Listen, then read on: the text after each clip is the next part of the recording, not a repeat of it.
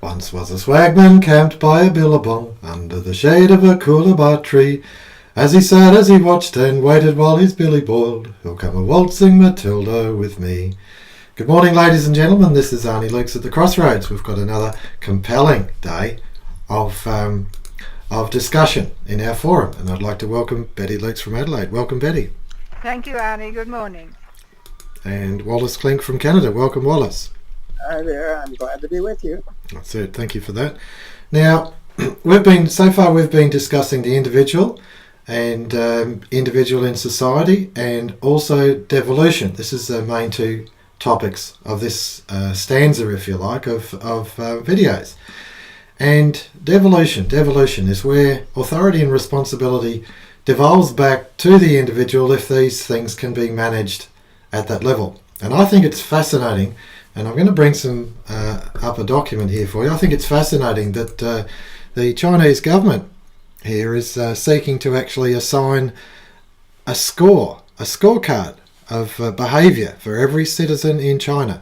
Now that, to me, is the opposite of devolution. It's where you've got basically the fascist state, except the fascist state happens to be a communist state, but a dictator's still the same. And that is that they assess the performance or the behaviour of every single individual. And if you look closely at this illustration, you'll see that there are three people there who have a score. One with 90% and one with 57 and one with 53.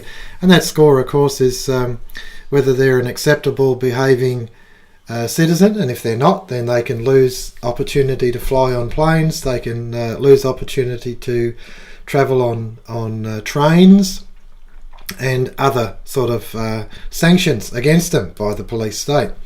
Now, as a consequence of what the Chinese have done with the name social credit, and it's not just the Chinese, it's also the Western media, I've made it my business to actually change the name of our YouTube channel. And I've now referred to it as Douglas Social Credit, the policy of freedom, just to ensure that people are not confused about which branch of social credit we're talking about. This is not the branch of tyranny and oppression, but rather this is Douglas Social Credit, the policy of freedom. So don't get confused about that. Now, I think it's most important that we have a clear understanding of our terms of reference, and we're talking about society and how society works and devolution. How do individuals go about bringing power back to themselves when they have, as China does, as other nations are experiencing, the fascist in charge, the bureaucrat in charge, or the totalitarian-minded person attempting to impose their charges as their will over us, as we see with the safe schools and other totalitarian types of indoctrination of their children. So I'll open the forum up, and I'll welcome Betty to her stanza. Betty Lukes. Well, thank you, Arnie.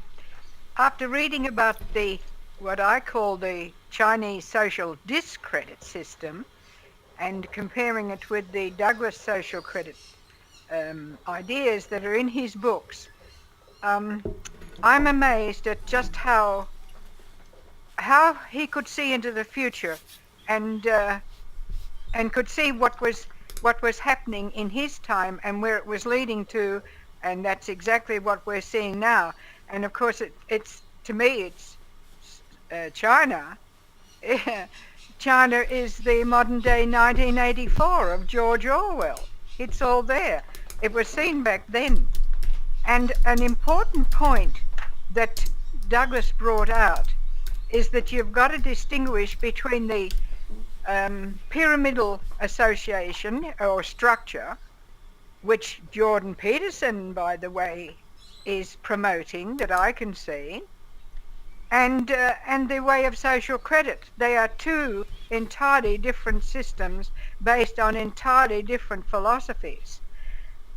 And bear in mind that what the Chinese have in mind is that the system that they're putting into operation and they want to have going in, I think it's 2020, it is the national system, and it's being realized in all sorts of pilot schemes, and they're already being tested by local governments at provincial and city levels, And the communist government calls these big brother systems social credit systems. They are not. To me, they are social discredit systems. Thank you, Betty. I'm just going to cut across again to a screen that I've just brought up, and that's to do with smart meters and the rise of the technocrat. And in the end, you look at the surveillance. They're putting in place surveillance not only for individuals and their performance and social behaviour, but also to monitor our energy consumption. And if you follow this whole thing through, you realise that what they're trying to do is enslave us.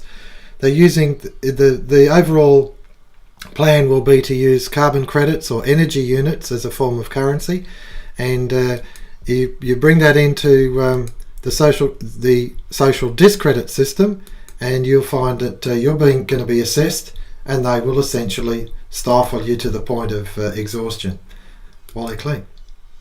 Well, there's no doubt about it that modern China is not exactly your classical communist state. It's a mixture of a lot of private enterprise, but it's a technocratic state. It's a one-party state, and it's an administerial state. And that is the philosophy that seems to be behind their latest so-called social credit or social crediting system. Douglas, in his original works, attacked the idea of rewards and punishments very much, because he could see how, and he related it to the developments that were taking place in Europe, where fascist and communist developments or ideas were taking on. And it gets down to what your basic philosophy is about the human being, about the individual, about his place in the nature of things. Does the individual need to be controlled, guided at every step, or does the individual have the capacity to live a full and meaningful life in harmony with his fellows without having to be controlled or disciplined? There's a discipline, but is it a discipline that comes from within, or should it come from without? And of course, the social credit position is that we should be disciplined individuals, because without discipline, you cannot have genuine freedom. Because if your discipline is going to come from an external source, your freedom is going to be seriously impaired or impinged upon in that way. So, I mean, the Chinese is a very much a system of rewards and punishments, because they're giving individual citizens credits or debits in order to qualify them for benefits within the system. So it's coming down from the top. It's not something that is simply organic within your society. It's a disciplined system of control that is being imposed from the top. And I think that social credit has a very different conception of the nature of human life and of the importance of freedom to the individual. Thank you, Wally, for that. That's a very good points about the Douglas social credit and the purpose of if you feel like, of why people come together. Why do they come together? Why do you have a society? Why do you have a system of government? It's got to be for mutual benefit. But when it gets to the point where you have on this video shot we've got over here, the website, you've got technocrats. You've got people who are more qualified, or they're better human beings, or they're a more virtuous human being, and therefore they're in a position where they control others. And of course, my life experience with our political class is that they're exactly the same.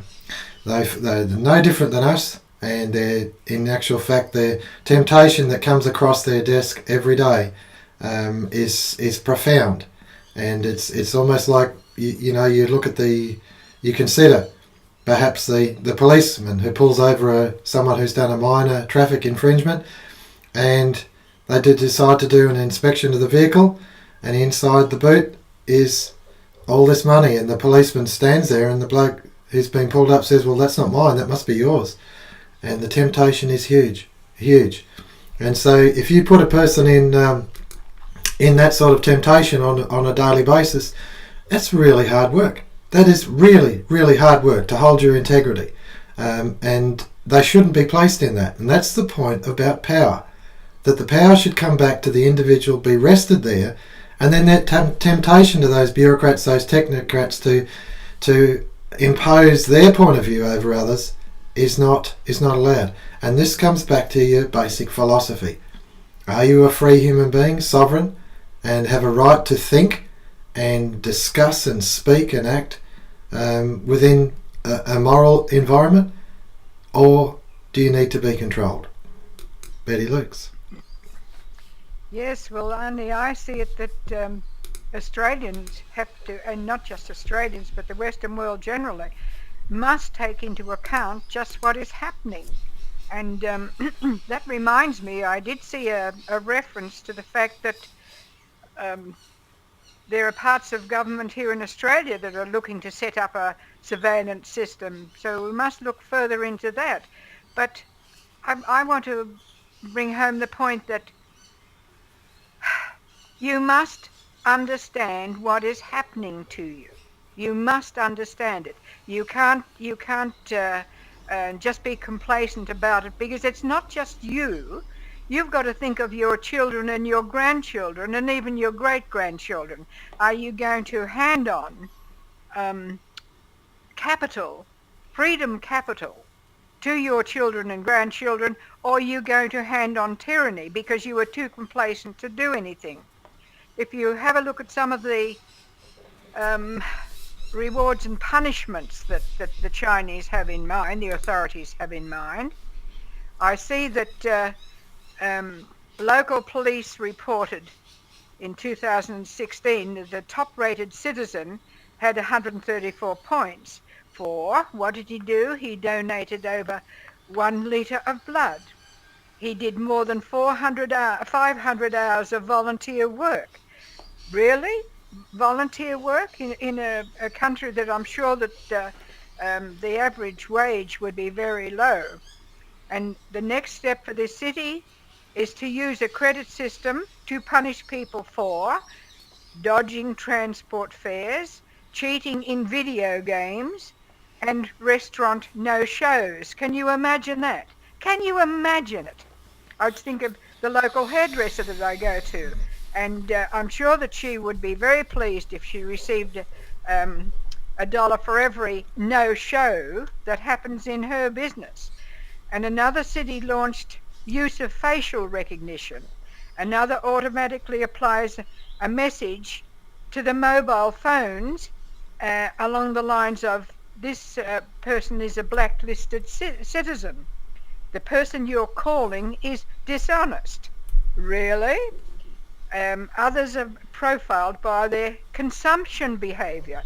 Well, of course, the consumption behavior reminds me of, there was a reference to something along these lines in an Andrew Bolt article going back a few years, where one of the islands off of North Australia was going to trial a carbon currency because the fat people there were going to be limited with the amount of, well, it would be food rationing in a sense, but they were going to have it as the amount of carbon that was consumed by them. And I thought, no, that's an interesting thing. They had rationing during the war, and I'm sure that they worked out all sorts of ways to keep the people hungry during the last war. And so it goes on. Another report says that high-tech mass surveillance systems pools information on citizens' bank records, computer details, and legal past. Now, surely we would say that that is an abuse of power. Surely we would say that. And we better look closely as to what this Australian government has in mind. If I may, Arnie. Hang on. I've just jumped away from you, Betty. I just want to touch on something and then I'll come back. The national broadband in Australia, proposed by a Labor government, and then of course continued on through Conservative governments. And if you consider and you think, oh well, this there's this fibre optic going around Australia and it's going to help everyone communicate and all that sort of stuff. It also ties in with the surveillance system. It also ties in. This is a long-standing campaign. This is nothing that's just organically developed. This has happened behind doors in corridors. And industry's involved in this. Governments certainly are. A lot of bureaucrats and all that sort of stuff. And they haven't done it unknowingly. This is all part of a grand design. All right, Betty. Well, Arnie, Australia has just commemorated Anzac Day. It's an annual event, and of course it is to commemorate those who have died in wars. And of course it is of interest at the moment when you've got the Russia and America threatening war, and they're talking about atom bombs, or nuclear bombs they are now. So I think that's an subject that certainly should interest every Australian, because you won't last long if under such a war. And it reminded me, Anzac Day reminded me of that wonderful, wonderful hero, and a true hero, Weary Dunlop. And it was 40 years after the Second World War that he wrote his war diaries. And of course he was a surgeon in the prisoner of war camps under the Japanese regimes. And it was 40 years later that he wrote his diaries. And he didn't want to write them earlier because the bitterness between the two nations was so great. And he had this to say. First of all, he learned to forgive his captors. He came to see that the system itself was brutal, and it brutalized the Japanese soldier, who in turn brutalized the POWs. And that's the important point in there. That was the system. And there's a wonderful lesson in there from the Christian faith. And it is that the importance is that the Sabbath, the system, was made for man, not man for the system. Bear that in mind when you think about what the Chinese are going to do and what your own government has in mind. And thank you, Betty. Thank you for that. I'm going to just jump across to this screen here and show you the Weary Dunlop book, the War Diaries of Dunlop. And most important that you put these things in your library and you hold on to them, because they're rich in our history, but also rich in the suffering and the lessons of life. These things don't come without a price. And as Betty said, Weary Dunlop didn't write this until 40 years after the event, because there was so much pain that they had gone through in the prisoner of war camps. But not just the pain, but the anger and bitterness towards the Japanese. Now, if you look at the system, I'll reinforce it again. If you look at the system that the Chinese communists are proposing, and this is to brutalize their own people, there's no good that's going to come out of this. And that's why the system that you look at of preparing children for adulthood, preparing for life, all that sort of stuff, and then it goes on, if you don't prepare it properly, if you don't actually have something that's wholesome in that, holding on to your culture, then you'll do them damage. Wally Klinck. Well, it's a complex subject, isn't it? Some people actually probably have good intentions in devising ways of controlling other people. But good intentions can often lead to unexpected and very undesirable results. And when it's an expression, and when you get into that pattern, you get into an increasing pattern of exercising power over other people. And that is a really dangerous thing, because it's a self-reinforcing process, especially when problems keep multiplying.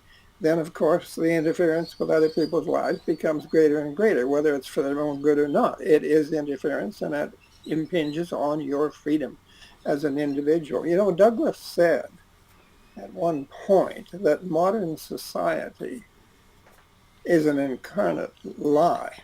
Or modern civilization is an incarnate lie. And it is a lie because it's based basically on scarcity and the idea of salvation through works because of scarcity. Now, if that's true, that's one thing, but is it true? Or do we actually live in a world of potential and even actual abundance? You see, if you can keep people in a state of scarcity, which the financial system does from a financial standpoint, then you always have excuses for controlling them, for exercising more restrictions upon them. And the Chinese system, of course, seems to operate from the assumption that morality, as we have said, originates from above, within the government, within a human source. But what are the principles of life? Do they stem from something that is innate and intrinsic to the universe, or are they something to be simply arbitrated by human reason? It seems to be completely irrational to think that we as individuals, part of the universe or the cosmos, are not subject to rules that inhere within that universe. And I think we have to be very careful about letting other people declare their competence and their right to control our lives. It's just simply it's not rational. Thank you for that, Wally. That's exactly right. That those people who wish to control, it's an inherent flaw in them. It's, if you like, it's part of their pathology, that they need to control someone else. That other person can't be trusted to rule their own life. Now, I'm not talking about someone who's incapacitated here, who might need support. We're talking about the average Joe Bloggs who's just out there living their life and enjoying it, and they do not need to be controlled. They need to choose and refuse those things that they need to choose and refuse, and speak and think those things that they need to speak and think. And the fascist in charge who tries to stop you from thinking, from speaking, from behaving in entirely responsible manner, but making your own choices. Where's the pathology? Is it in the person who wants to be free, or is it in the person who wants to control someone else the way they see fit? Let them control themselves first. Betty Lukes. What did Douglas say? Mind your own business. Mind your own business. Don't let someone else mind it for you. And that's so true. And what we've been discussing and what I've been reading lately has just so reminded me of Ian McGilchrist and his work, and also this chap called Roderick Tweedy and his book on the God of the Left Hemisphere. And what he did was, of course, to open up what William Blake wrote about, the poet William Blake. And I am just astounded at what I read. Here was a man 200 years ago who saw many things that modern science and modern psychology are seeing now. And Tweedy pointed out that the societies of prehistoric times, the foundation upon which modern man, modern states and economies rest, is that relatively few people were elevated to positions of great power. That's the pyramidal system. And Douglas in Economic Democracy, and that was written in 1917, 1918, bear that in mind, said that the root of the upheaval that we're going through is the age-long struggle between freedom and the centralized power and external compulsion. Now, for me, between those two men, I think that there is every chance of opening up this whole discussion that, of course, centers around what we call social, or Douglas social credit. Thank you, Betty. I'm just going to cut across to our screen again and show you The God of the Left Hemisphere is about the writings of Blake, Bolt, Taylor and the Myth of Creation by Roderick Tweedy. And I'm partway through the book. I find it compelling, this whole thing. It's stretching your thinking. But in the end, it comes down to this, that you as an individual, a sovereign free individual, have to exercise your sovereignty and your freedom every single day. And if you don't, if you let the fascist in charge rule your life, or you are sitting on your hands, beer and circuses, and the fascist comes along, because they're the pathological one, they will take up that vacuum, and it's our own doing. And of course we must choose no in this circumstance. Wally. Yes, Betty. Douglas did say mind your own business, and he also said it's sadly in need of attention. The mind your own business refers to the freedom that the individual should have, and the giving it attention refers to the responsibility that adheres to that freedom, or that makes that freedom possible. And so I think that it's a really important thing, and it does very graphically, very dramatically bring out the nature of the situation. I don't know, the situation is in China that they, whatever reason, are trying to build a better society, but you can't do that unless that responsibility is within the individual. You can't, I mean, if you get a conditioned society that is simply reflectively reacting to punishments or rewards, are you really developing individuals who have a deep sense of responsibility, or are they just becoming reflective automatons or reactive automatons? It's a rather frightening thing, actually. And it does come back to your concept of what human beings are. The communist idea has been that we're simply matter and motion, we're simply organic material, and so on. But if you believe that human beings are on a much higher level and have a spiritual existence and have conscience and are capable of love, that throws a very different, the whole thing comes into different perspectives, and it requires a different approach to the associations of human beings, or to how associations are regarded. If you believe in those higher aspects of the human personality and being, then obviously you're going to take a totally different position on association. You're going to try to allow associations to be formed on a free basis, not on a prescribed basis. And I think that the only way you can look forward to have a meaningful existence, civilization, a genuine cultural heritage, is to have it developing along the lines of human beings acting in freedom, in accordance with moral, ethical, and loving behavior. Thank you, Wally. That's a beautiful summary of this morning's recording.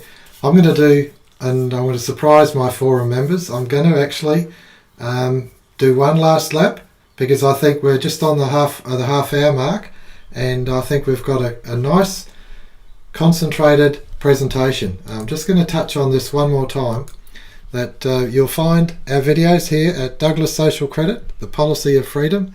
Arnis Luke's 13 is the video channel, the YouTube channel, and I'll just do one last lap. Betty Lukes.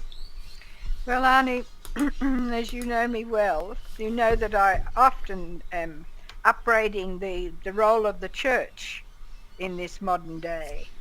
And when we look at the history of the British people, the English-speaking people, then you realize that the church did have a lot of influence in the going back 200 or 300 years ago, even 1,000 years ago, but it's lost its way.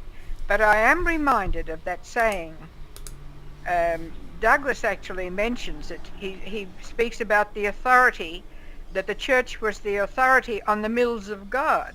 Well, of course, those who know that saying know that the saying is that the mills of God grind slowly, but they grind exceedingly small. Thank you, Betty. Thank you very much. That's very important to understand that God works through to minute details as he works these things through. Wally Klinck, last comments, please.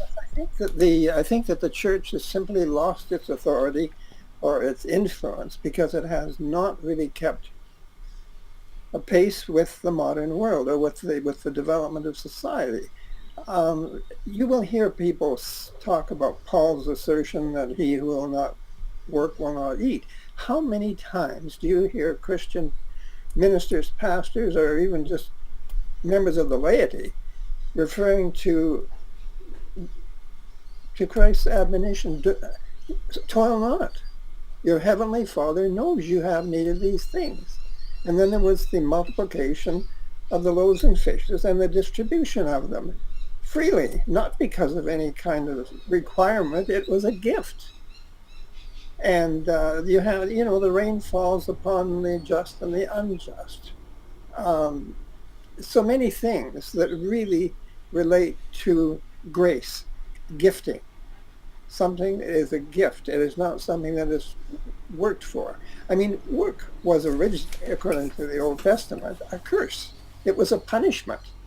Now, activity in work can be regarded in two different ways. Work, if work is regarded as serving under somebody else in servitude, under their will, that is a degrading thing. But if work is simply self-chosen, creative activity in a state of pleasure, that is a different thing altogether. It's on a completely different, higher level. And I think that because our society, our economic system, is governed in such a way that you have to work for everything you get, it has totally distorted our attitude toward life. And not only that, because of the defect in the system, we have to keep working harder and harder and harder. Even though it may be doing rather irrelevant things, and it may be doing things in an air-conditioned office, you are still trapped in a situation where your life is controlled by it. You're not a free agent.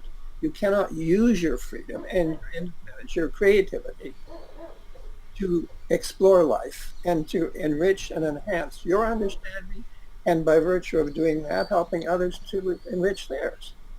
Thank you, Wally. Thank you, Wally. That's a beautiful summary. I'm just going to point, I've got to get my hand right, behind me here. I'll just get it there. There it is, this bird in the cage. That's what I was trying to show. Now, I put that, my wife brought it home, and I put that in here because I willingly come in to this bird cage, sometimes several times a day, as part of my commitment to search for truth. This is my leisure. This is my pleasure to do. And I'm fortunate that I have the opportunity to do it.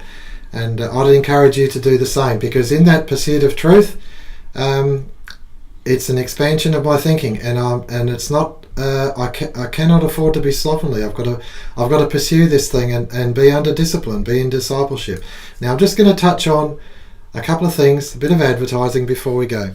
First of all, on our website, the League website here, I've opened up a new section under the title Anzac, and I've got this beautiful presentation that was given in Numurkah by Neil Peugeot. This is an Australian actor, and I read it and I loved it, and I thought it was so good I'm going to put it straight on our website. And the other is that I've also placed another one here under Solzhenitsyn, and it is under the title Men Have Forgotten God, and it's his address to the Templeton Society, I think it's 1978, I think. But the point is that in it, Solzhenitsyn warns us. Why did these things happen to the Soviet Union, which was Russia? Why did they happen? And the ancients, those with blue rinse who were smart enough and old enough and wise enough to recognize what was going on, they said, these things happen because we have forgotten God. We have forgotten that we are a free and moral and responsible creature, and we've got this wonderful life if we just partake of it.